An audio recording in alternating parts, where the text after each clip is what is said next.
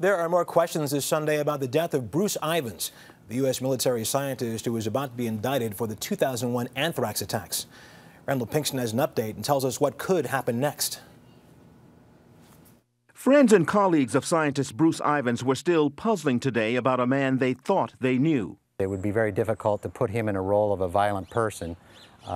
He just simply didn't have that in him. Former Supervisor Jeffrey Adamovich says Ivins knew he was under suspicion for the deaths of 5 people in the 2001 Anthrax attacks. Very difficult when, given Bruce's personality, he was a very sensitive person, very high-strung, and, it's understandable how these sorts of continuing pressures on him would, wear him down. But Ivins apparently had a violent side. Just days before he committed suicide, Jean Dooley, a therapist who had been treating Ivins for 6 months, went to court for protective order, citing a threat he allegedly made in a group session. He proceeded to describe to the group a very detailed plan to kill his coworkers, that because he was about to be indicted on capital murder charges. So far, authorities have not formally released details of Ivins' role in the Anthrax attacks.